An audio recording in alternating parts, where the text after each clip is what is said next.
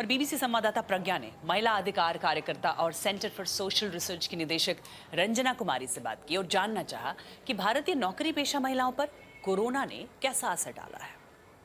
देखिए, सबसे पहले तो जब कोरोना का लॉकडाउन हुआ, तो एक बहुत भारी संख्या में महिलाएँ और पुरुष जो इनफॉर्मल सेक्टर में काम कर रहे थे, वो लोग सब अपने-अपने गाँव की तरफ भागे।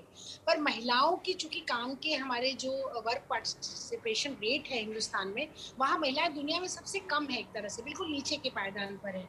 तो ऐसे में महिलाओं को जब काम छोड़ के जाना पड़ा, चाहे वो अर्बन एजुकेटेड क्लास की महिलाएँ थी, मिडल क्लास की महिलाएँ थी या फिर वो इनफॉर्मल सेक्टर की महिलाएँ थी। सब लोगों को पर एक भारी असर ये पड़ा कि जहाँ उनकी ना सिर्फ नौकरियाँ तुरंत चली गई उसी समय, बल्कि आज तक वो काम पे पूरी तरह से वापस नहीं लौट पाई हैं। और दूसरा जो सबसे बड़ा तबका था महिलाओं का जो सबसे ज़्यादा अफेक्टेड हुआ, वो छोटी एंटरप्रेन्योर महिलाएँ, जो अपने छोटे-छोटे आर्टिज़न के बिज़नेस चला के या कोई बेकरी चला के या छोटे-छोटे एंटरप्रेन्योरशिप का काम कर रही थी, तत्काल उनके काम बंद हो गए।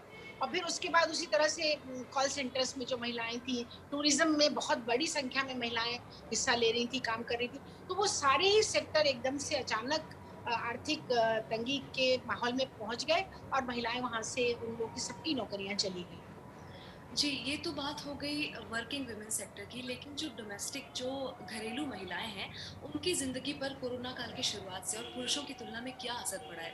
एक तरह से उन पर कहा जाता है कि ज़िम्मेदारियों का बोझ काफ़ी बढ़ गया है, तो उनके ऊपर कैसा असर पड़ा है? हाउस होल्ड केयर की जो पूरी व्यवस्था है, दुर्भाग्य से हिंदुस्तान में उस व्यवस्था में पुरुषों की सबसे कम हिस्सेदारी है। हुँ, अगर आप केयर की बात करें तो चाहे बच्चों की देखभाल का हो, चाहे परिवार के बुजुर्गों की देखभाल का हो या कोई बीमार व्यक्ति परिवार के अंदर है उसकी देखभाल, ये सारा काम घर की महिला ही करती है।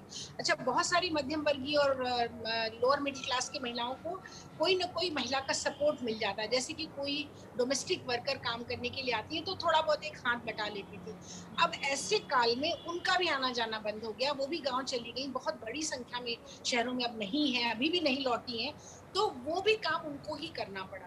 और चूँकि पुरुष की हिस्सेदारी इतनी कम है और सिवाय इसके कि वो एक डिमांडिंग व्यक्ति की तरह वहाँ पर मौजूद रहते हैं कि हमारे लिए सुबह की चाय भी टाइम से मिलनी चाहिए और हमारा ऑफ़िस का टाइम हो गया।